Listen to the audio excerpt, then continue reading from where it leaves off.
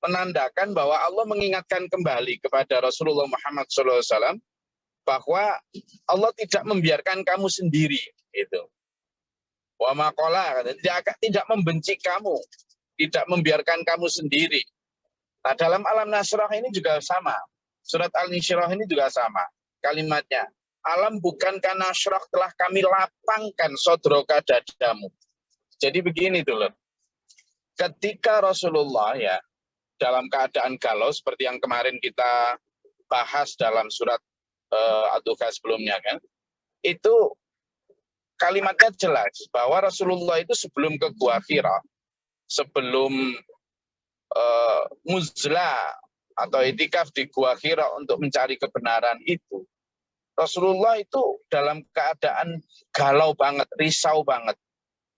Di satu sisi, Rasulullah hati nurani, deepest of his heart, ya, di dalam hati beliau yang paling dalam, itu tidak membenarkan perilaku, peribadatan, tradisi yang sedang berlaku di mayoritas masyarakat Mekah saat itu.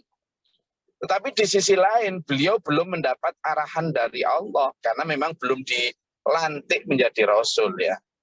Sehingga kegalauan itu yang membimbing beliau atas kuasa Allah.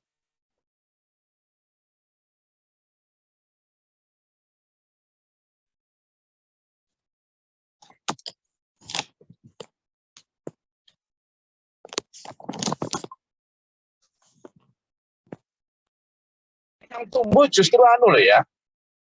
Pertama itu kegalauan yang luar biasa. Sampean ingat, dalam surat Al-Mudaththir, itu kan kalimatnya jelas. Ya ayyuhal mudaththir, wahai orang yang berselimut. Kenapa disebut? Karena memang waktu itu Rasulullah setelah mendapatkan wahyu pertama itu, ya, Iqra itu pulang dalam keadaan menggigil ketakutan loh ya. Dalam keadaan menggigil dan ketakutan sekali. Kenapa?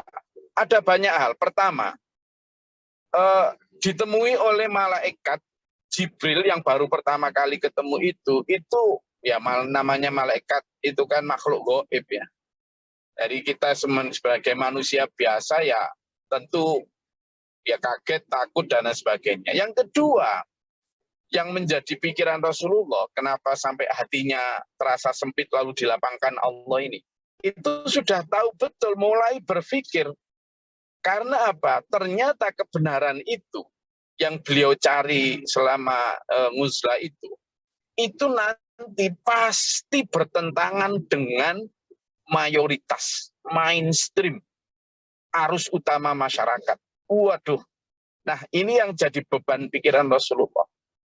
Jadi makanya kalimatnya alam nasrah laka sodrak itu waktu di awal-awal terutama periode Mekah. Itu kan periode di mana Rasulullah digencet, dihina, dicaci, didiskriminasi, dijauhi, bahkan diusir ya. Nah, termasuk pada saat Amul Huzn, ya, Amul Huzn atau tahun-tahun kesedihan. Itu kan pada saat mulai dari Abu Thalib wafat, mulai dari Ibu Khadijah wafat, bahkan Ibu Khadijah wafatnya di tenda pengungsian toh pada saat diusir dari Mekah itu. Nah, menyampaikan risalah juga begitu. Rasulullah saat itu hit and run gitu. Jadi menyampaikan lalu nanti lari, nanti tarbiyah di satu rumah jamaah yang sudah beriman, nanti dicari oleh masyarakat, lari. Jadi sembunyi, hide and run gitu, hide and run, bukan hide and run. Jadi sembunyi lari, begitu. Apalagi misalnya orang-orang kayak Umar bin Khattab, Khalid bin Walid, ditambah plus Abu Sufyan, Abu Jahal, Abu Lahab, itu kan tokoh-tokoh masyarakat yang, waduh, padahal mereka itu terutama ya kayak Abu Sufyan, Abu Lahab, itu masih kerabat loh sama Rasulullah. Tapi sangat menggencet. Nah ini yang menjadikan dada Rasulullah itu terasa sempit. Maka dalam ayat ini, ayat pertama ini, alam nasrah, bukankah telah kami lapangkan sodroka, dadamu. Gitu, okay. Ini mengingatkan kembali supaya Rasulullah tidak patah semangat, supaya Rasulullah tidak berpikir bahwa ditinggalkan. Karena itu hampir selama beberapa bulan, seperti yang dalam surat yang sebelumnya kita bahas, di mana orang-orang kafir Mekah, terutama Yahudi, ngecek Rasulullah, Muhammad sudah ditinggalkan sahabatnya, maksudnya sahabat itu malaikat Jibril. Karena itu ada satu periode di mana wahyu itu cukup lama tidak turun. Wada'na angka wizrak, dan kami pun telah menurunkan bebanmu darimu. Alladzi anqadha dhahrak, dan kami juga telah menghilangkan beban dari yang memberatkan punggungmu. Jadi sedikit demi sedikit, terutama kejadian itu ketika yang saya sebut tadi amul huzn, atau tahun-tahun kesedihan, amul huzn itu ya, tahun-tahun kesedihan itu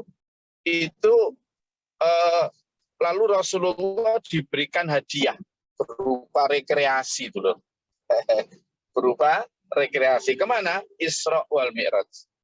Nah ini, jadi ketika Rasulullah kemudian sudah diberikan kejelasan tentang syariat, kan pada saat Isra Mi'raj itu semua mulai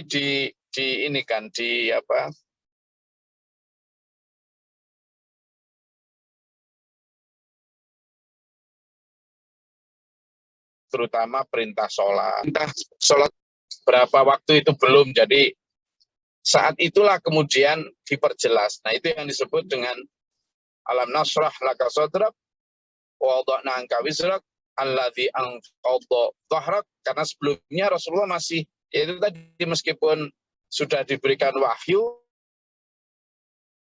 tapi wahyunya lebih banyak, makanya ayat-ayat atau surat yang diturunkan Makkiyah itu lebih banyak bersifat akidah. Artinya apa?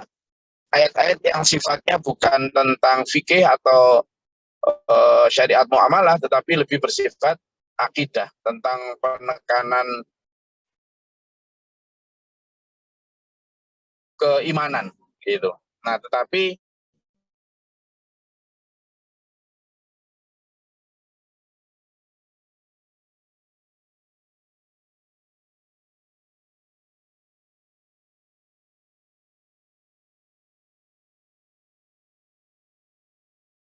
setelah Isra Mi'raj itulah mulai ada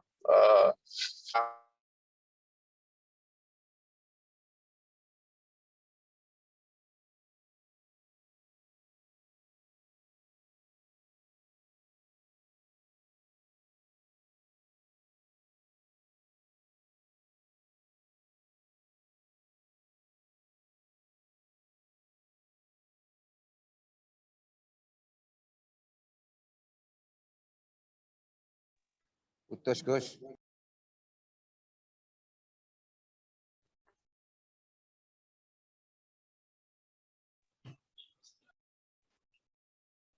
Apunten tadi terputus ya.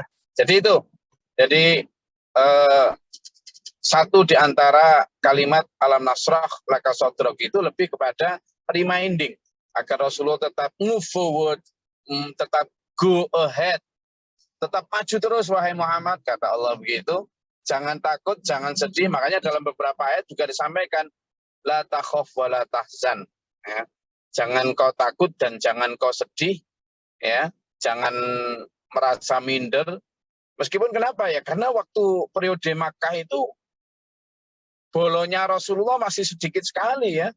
Bolonya Rasulullah sedikit sekali. Kayak Umar bin Khattab yang menjadi sahabat utama Nabi pada saatnya nanti, awalnya ya hidupnya hari-harinya cuma nyari Rasulullah untuk dibunuh. Itu kan. Itu jadi dulu.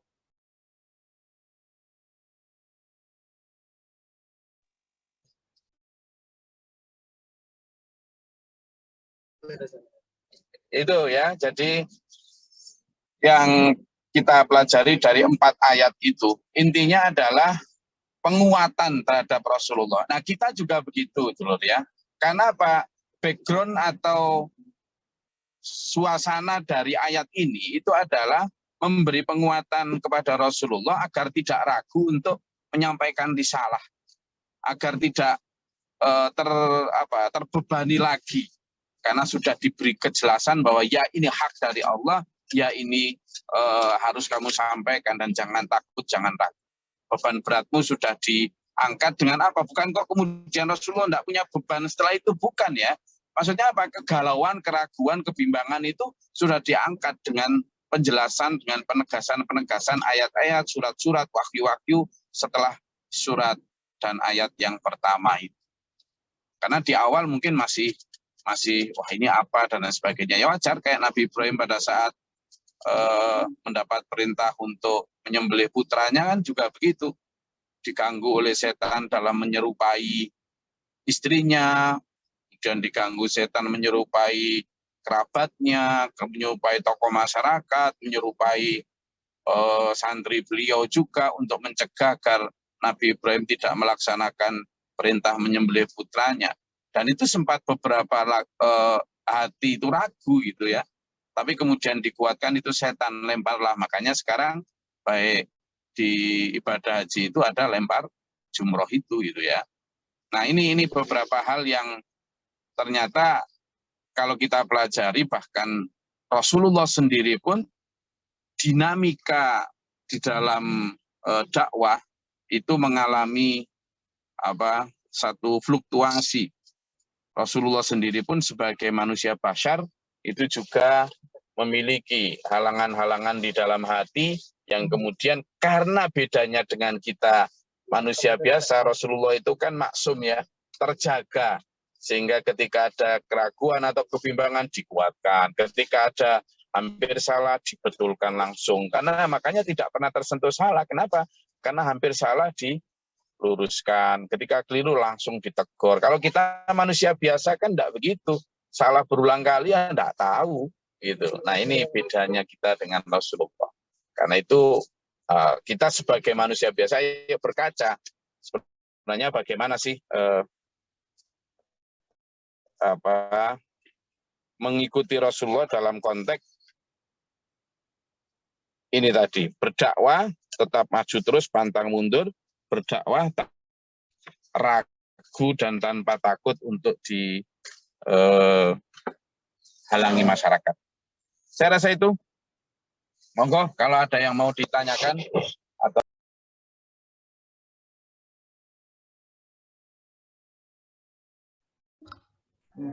kan kalau ada yang ingin diperjelas dari ayat 1 sampai ayat 4 surat Al-Insyirah. Silakan.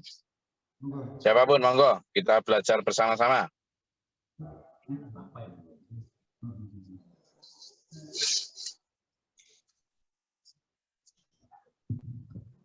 Assalamualaikum Gus.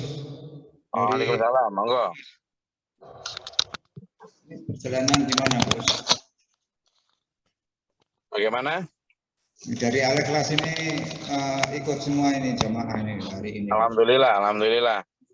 Nah, Salam untuk dulur-dulur jamaah di Al-Ikhlas, monggo. Ada yang mau disampaikan, silakan. Nah, nyampaikan Gus. Bagaimana kondisi saat ini untuk dakwah dibandingkan Rasulullah? Apakah terjadi para penerus-penerus ini dakwah juga mengalami gangguan seperti itu?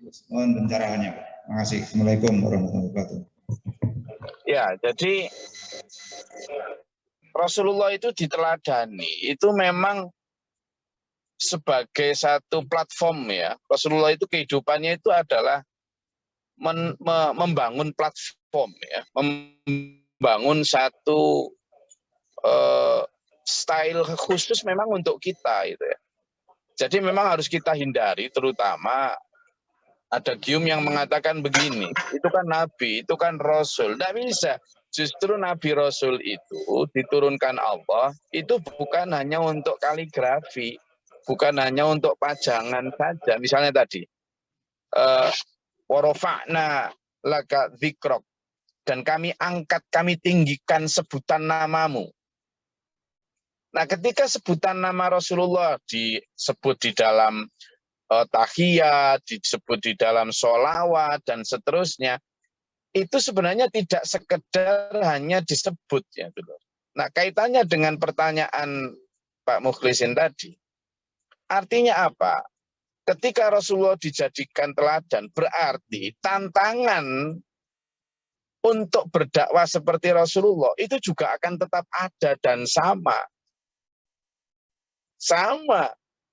Jika dulu ya berhalanya adalah dalam bentuk batu, arca, dan lain sebagainya, sekarang berhalanya itu dalam bentuk harta, ilmu, pangkat, jabatan, itu gitu. Nah, sehingga hubudunnya itu juga menjadi satu tantangan kita di dalam.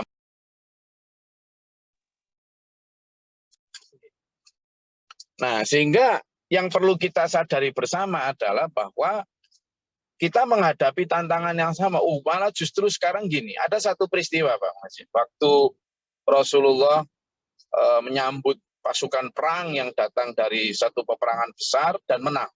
Lalu Rasulullah pada saat inspeksi pasukan yang datang dengan kemenangan gemilang itu, Rasulullah menyampaikan, selamat atas kemenangan yang telah kalian raih dalam peperangan besar ini, wahai para mujahidin.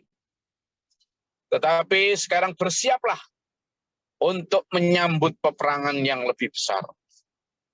Bersiaplah untuk menyambut peperangan yang lebih besar. Apa peperangan itu? Orang para sahabat bingung karena tadi peperangan yang sudah besar. Tapi kata Rasulullah, ada peperangan yang lebih besar. Jihadatul Akbar. Jihadatul Akbar apa itu? Yaitu jihadatul nafas. Apa? Jihad melawan hawa nafsu. Jihad melawan hawa nafsu. Dan ini yang sudah diwanti-wanti Rasulullah. Sehingga apa? Kalau sekarang ini dakwah kita ya, misalnya, sejak kemarin kita bicara tentang Allah berfirman berkali-kali. Misalnya, فَأَمَّا مَنْ أَعْطَى وَاتَّقَى وَصَدَّقَ بِالْحُسْنَى فَسَنُيَسِّرُهُ لِلْيُسْرَى. Kemarin kan ayat surat sebelumnya. فَأَمَّا, maka adapun man orang yang a'ta mau memberikan hartanya, ya, menyedekahkan hartanya. Lah, ini kan kalau kita dakwahkan bolak-balik sedekah kan gitu. Jadi tantangannya itu ada. Kenapa? Karena mainstream atau arus utama sekarang itu ya alladzi jama'a malahu wa adada, yaitu mengumpulkan jamaah malahu, malan harta wa adadahu, dan menghitung-hitungnya. Itu mainstream. Sementara kita diminta Allah untuk mendakwahkan amma man a'ta wattaqa. Atau kemarin misalnya dalam surat Al-Baqarah 177, Ali Imran 92, kan jelas bahwa lan tanalul birra hatta tunfiqu mimma tuhibbun. Belum disebut baik sampai kamu berani memberikan barang yang kamu cintai. Bukanlah kebaikan itu menghadap timur ke barat, tapi kebaikan itu adalah wa atal malala hubbi, memberikan barang yang dicintai. Ini kan sesuatu yang melawan berhala-berhala harta tadi. Nah, sehingga kita akan menghadapi konsekuensi kalau menyampaikan yang hak adalah hak, yang batal adalah batal. Itu pertama, kadang tidak disukai. Kedua, dijauhi. Tiga, didiskriminasi. Keempat, bahkan mungkin dibenci atau bahkan dicaci maki. So what? You go ahead, move forward, lanjut terus. Nah, apa-apa. Berarti kalau sampean dan saya menyampaikan ajaran lalu menemukan hal semacam itu, kita sebut saja Shadaqallahul Azim. Apa? Maha benar Allah dengan segala firman-Nya. Ternyata benar yang dihadapi Rasulullah dulu itu terjadi lagi. Maka uswah Rasulullah ketika menghadapi itu ya sudah, tidak apa-apa. Fasbir ala ma yaqulun. Apa? Bersabarlah terhadap apa yang mereka katakan. Rasulullah sabar ketika diburu oleh Umar dan Khalid bin Walid mau dibunuh. Rasulullah sabar, malah mendoakan. Gitu. Malah mendoakan. Ya Allah ma'izzat Islam bihadzal rajulani. Apa? Ya Allah, kuatkanlah Islam dengan orang-orang ini ya Allah. Para laki yang dia didoakan itu antara lain ya Abu Jahal, Umar bin Khattab, Khalid bin Walid. Yang dikabulkan Allah Umar bin Khattab dan Khalid bin Walid. Alhamdulillah. Nah, sehingga cara menghadapi itu kita sudah kasih contoh Allah dan pasti kita mengalami hal-hal semacam itu. Itu Bang Mulasin. Jadi menurut saya ini menjadi gambaran kita untuk tidak mundur ketika kajian kita, ketika pengajian kita itu tidak disukai misalnya karena menyampaikan yang tidak umum atau yang kurang cocok dengan nafsu. Kenapa? Karena sudah Quran juga menyampaikan a'udzubillahi minasyaitonirrajim laqad ji'nakum bil haqq walakinna aktsarakum lil haqq karihun. Sungguh telah datang kepada kalian al-haq kebenaran. Walakinna tetapi aktsarakum kalian itu kebanyakan lil haqqi terhadap kebenaran. Itu karihun, tidak suka gitu. Nah, ini kan sudah menjadi semacam pelajaran ya, lesson learned dari masa lalu sehingga kita nggak mengikuti. Oke, saya rasa itu. Monggo ada yang mau disampaikan lagi, silakan. Izin Gus, assalamualaikum. Monggo kalau ada yang mau disampaikan lagi, ini kayaknya kok agak ini. Ya, siap. Sehubungan dengan fenomena terjadi masa dahulu yaitu perang yang melawan musuh di depan mata, yaitu pakai senjata yang sesuai dengan yang dibudayakan senjata masa dahulu. Terus lalu sementara setelah itu meskipun tadi disebut memiliki kemenangan, kenapa Rasulullah Muhammad SAW itu merangi perangan yang paling dasar, yang paling besar, itu merangi nafsu. Justru sesuai dengan dawuh Bapak Guru, yaitu sebagai merangi nafsu itu tugas utamanya bagi umat yang membanggakan kepada Allah, yaitu menyadarkan umat. Nah, sementara menyadarkan umat itulah disebut perangan yang paling dasar, yang paling besar. Nah, untuk itu saya tanyakan, Gus, bagaimana misi visi itu kan berkaitan dengan penyadaran umat. Doa apa yang harus kami panjatkan kepada Allah jika mudah untuk menyadarkan umat? Terima kasih. Assalamualaikum warahmatullahi wabarakatuh. Jadi ketika Rasulullah berdakwah ke negeri Taif, lalu Rasulullah dilempari batu sama orang-orang Taif sampai berdarah. Rasulullah berdarah, lalu malaikat Jibril datang. Kemudian malaikat Jibril menyatakan, ya Nabiullah, ya Rasulullah, wahai utusan Allah, aku diutus Allah untuk mengikuti perintahmu. Jika perintahmu adalah menimpakan gunung Uhud ini ke orang-orang Taif itu, saya akan angkat dan akan kutimpakan sampai hancur. Perintahmu, aku diperintah Allah nuruti. Kata Nabi apa? Tidak. Lalu Nabi justru mendoakan, Allahumma hdi qaumi fa innahum la ya'lamun. Ya Allah, berikanlah hidayah kepada kaumku itu ya Allah, umatku itu ya Allah. Fa'innahum, karena mereka seperti itu, sesungguhnya mereka itu layak lamun, hanya karena tidak tahu ya Allah. Itu. Hanya karena tidak tahu, kata Allah. Kata Rasulullah. Berdoa dalam doa itu. Sehingga kalau kita berdoa, mendoakan agar mereka sadar, ya itu aja, singkat aja. Tetap, kenapa? Karena filosofi dakwah Rasulullah itu adalah itu tadi. A'udzubillahi minasyaitonirrajim. Laqad ja'akum rasulun min anfusikum azizun 'alaihi ma 'anittum harisun 'alaikum bil mu'minina raufur rahim. Fa in tawallaw faqul hasbiyallahu la ilaha illa huwa 'alaihi tawakkaltu wa huwa rabbul 'arsy. Jadi di situ disebutkan bahwa jiwa Rasul itu di dalam berdakwah itu penuh kasih. Penuh kasih. Jadi meskipun perang sekalipun, itu sebenarnya kayak semacam memotong kanker tumor ya. Daripada nanti menyebar kepada mereka yang belum terkontaminasi. Orang-orang kayak Abu Jahal, Abu Lahab, itu kan sudah didakwai dengan baik-baik juga. Tetapi masih tidak kunjung mau. Ya sudah, berarti dipotong saja kankernya itu. Justru memotongnya pun dengan jiwa kasih gitu loh. Agar yang lain tidak tertular. Jadi peperangan Rasulullah pun masih dalam konteks kasih, gitu. Buktinya apa? Ketika ada seorang perang ya, peperangan itu, seorang yang itu ya, seorang yang tertawan sudah mau dibunuh gitu. Kemudian ketika pasukan muslim ini mengangkat pedangnya, lalu kemudian sudah mau dibunuh, ternyata orang itu mengatakan la ilaha illallah itu. Tapi sama muslim ini tetap dibunuh. Nah, kejadian itu disampaikan kepada Rasulullah. Kemudian disampaikan pada Rasulullah, lalu Rasulullah sangat marah kepada sahabat tersebut. Dan dia katakan, kenapa kau bunuh dia? Sahabat itu menyatakan, dia mengucapkan la ilaha illallah itu hanya untuk melindungi dirinya saja ya Rasul. Tidak benar-benar bersyahadat. Kata Nabi, loh, dengan dia berlindung atas nama Allah, itu sudah satu hal yang kemajuan, harusnya kamu maafkan dia gitu. Sehingga berkali-kali Rasulullah itu menunjukkan betapa bahwa di dalam peperangan sekalipun itu jiwa kasih tetap didahulukan.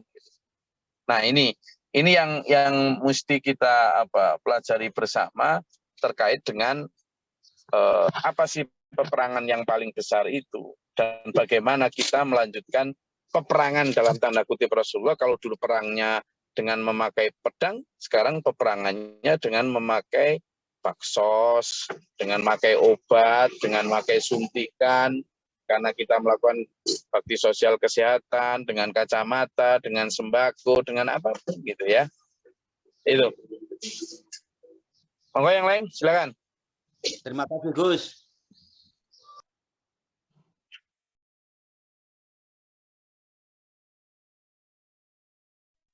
Ada lagi, silakan. Monggo. Dari manapun yang mau disampaikan terkait dengan surat ini atau terkait dengan hal topik lain apa-apa, silakan. Monggo kita pelajari bareng.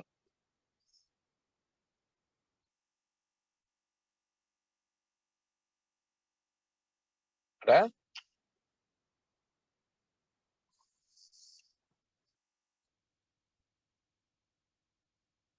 Silakan. Saya ini perjalanan. Ada yang mau nanyakan ini. Monggo silakan. Dulur dari Masjid Al-Ikhlas Surabaya, silakan.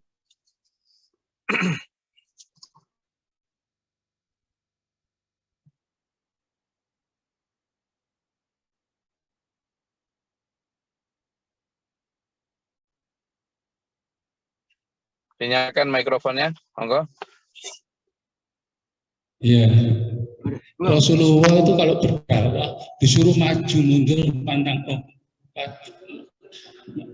mundur, maju pantang mundur. Terus, itu yang saya tanyakan, kalau menurut istilah yang lain itu biarpun anjing menggonggong, kafilah tetap berlalu. Apakah bisa dipakai pedoman seperti itu? Sekian, terima kasih. Assalamualaikum warahmatullahi wabarakatuh. Waalaikumsalam warahmatullahi wabarakatuh. Jadi kalimat itu memang pas sebenarnya itu. Jadi kalimat itu memang Rasulullah itu berkali-kali itu di seperti itu ya. Jadi coba dibuka Pak siapa tadi? Pak Sinten waktu ini.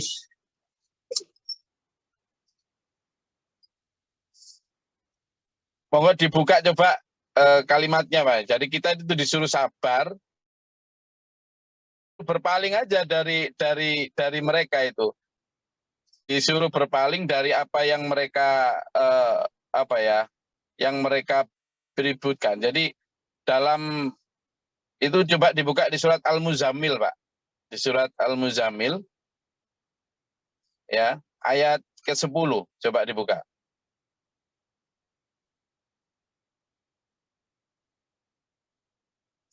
Monggo dibuka di surat Al-Muzammil. Ayat ke-10 dibuka coba. Itu hanya di sana nanti, Pak. Monggo. Sudah ketemu? Surat Al-Muzammil. Ada banyak sebenarnya, tapi tak ambilkan satu aja. Monggo coba dilihat. Sudah, Gus. Dibaca monggo, artinya aja. Bersabarlah Nabi Muhammad terhadap apa yang mereka katakan dan tinggalkanlah mereka dengan cara yang baik. Jadi kalimatnya jelas itu kalimatnya. Fasbir ala ma yaqulun. Kan gitu. Jadi fasbir ala ma yaqulun. Kemudian selain fasbir, kamu bersabarlah terhadap apa yang mereka katakan gitu. Gitu kan? Wah jurhum hajron jamila. Dan sudahlah Muhammad, tinggalkan mereka dengan cara yang baik. Artinya apa? Yaitu tadi, anjing menggonggong, kafilah tetap berlalu gitu loh. Jadi benar itu, benar sekali Pak Yon. Maka pertama disuruh sabar aja. Ketika misalnya, wah sok suci kamu, wah munafik, wah sok gini, sok gitu. Tak apa-apa wes. Berarti tadi yang saya sampaikan tadi, oh gitu. Malah di dalam ayat lain itu disebutkan ketika mereka mengatakan kita jahiluna, qalu salaman gitu. Ketika orang-orang jahiluna itu berkata gitu kan, jahiluna, qalu salaman. Itu apa maksudnya? Ketika kita orang-orang jahilun itu berkata, mengejek dan lain sebagainya, maka katakan qalu salaman. Katakanlah bahwa coba dibuka itu dalam surat Al-Isra ayat 27 dan Al-Furqan ayat 63. Monggo. Biar kita lebih ini. Al-Furqan ya ayat 63 dan Al-Isra ayat 27. Monggo. Al-Furqan ayat 63 dulu. Al-Furqan ayat 63. Sampun, Pak.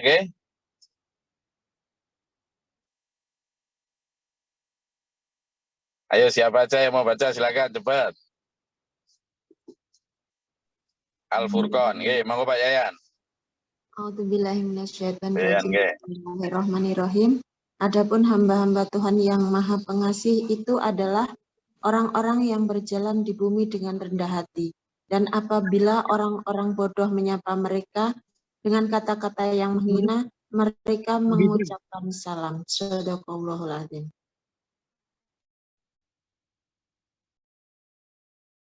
Kalimatnya jelas itu. Dan ketika orang-orang beriman itu, orang yang rendah hati itu, ketika berkata dan menyapa dengan kalimat-kalimat yang menghina, menyakitkan hati, maka orang-orang yang rendah hati mengatakan qaulu salaman. Ya. Qaulu salaman. Apa? Qaulu salaman. Gitu aja. Itu yang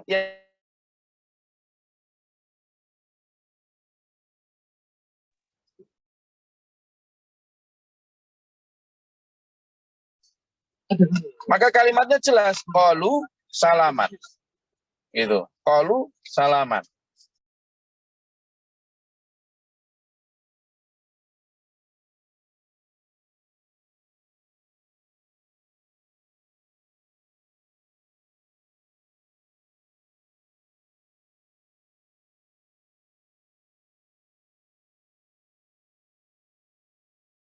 Makanya kita diminta Allah untuk menjadi orang-orang yang rendah hati ketika orang-orang jahilu itu berkata yang menyakitkan hati, yang tidak mengenakkan pikiran, maka berkatalah qaulu salam.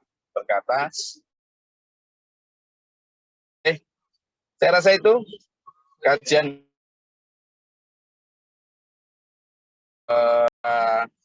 Allah merahmati kita. Ada lagi yang mau ditanyakan? Cukup nggak? Oke. Itu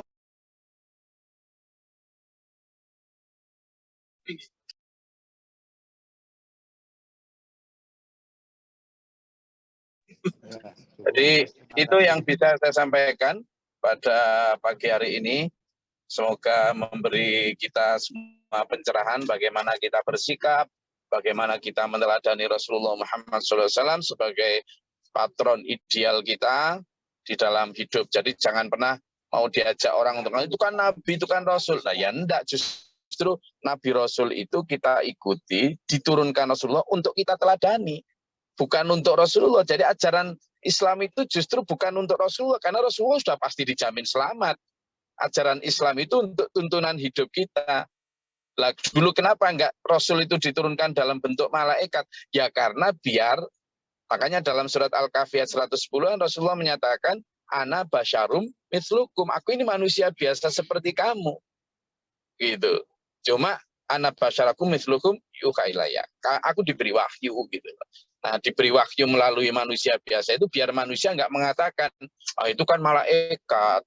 Ya bisa dong, ini saya kan manusia biasa. Maka diturunkanlah Rasulullah dalam bentuk manusia biasa, biar manusia nggak mengatakan, itu kan malaikat, gitu. Nah sekarang kok ketika diturunkan dalam bentuk manusia biasa, dalam bentuk Rasulullah, lalu kemudian kita, itu kan Rasulullah. Nah ini manusia, namanya Bani Israel, kakian bantah. Makanya saya tetapkan jangan jadi Bani Israel yang banyak bantah. Oke, saya rasa itu kajian kita. Ayo jadi manusia-manusia yang musliman, yang hanifan, yang taat tunduk patuh pada Allah sepenuh hati. Itulah muslim. Semoga Allah merahmati kita, meridai kita, menuntun kita dalam siratal mustaqim. Innallahu sholli alaihi Allahumma fil lil mu'minin wal mu'minat wal muslimat al ahya'i minhum astaghfirullahaladzim. Allahumma atina fi man hadait wa afina fi man afait wa lana fi man tawallait wa barik lana fi ma atait. وقنا شر ما قضيت فانك تقضي ولا يقضى عليك استغفرك واتوب اليك واستغفر الله اللهم ادفع عنا البلاء والوباء وقد حسني من شيء سوء ربنا نجنا ولنا سيابنا من الظالمين ربنا لا تجعلنا من الظالمين اللهم ارفع درجتنا في الدين في الدنيا والاخره حسن الخاتمه اللهم افتح لنا باب السماء برحمتك اللهم انزل علينا رحمه قدر المطر ربنا من فاكتبنا مع شاهدين ربنا لا تزغ قلوبنا بعد إذ هديتنا وهب لنا من لدنك رحمة ربنا آتنا في الدنيا حسنة وفي الآخرة حسنة وقنا عذاب النار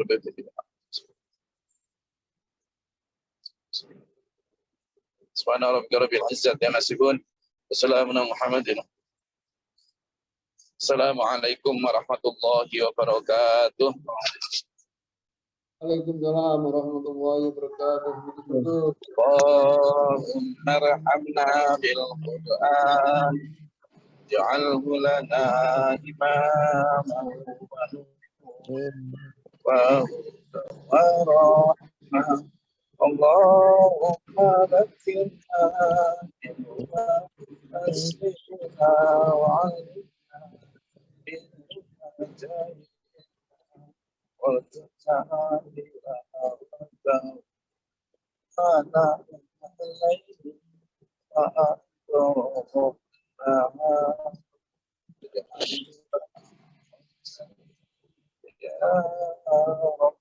Alamin.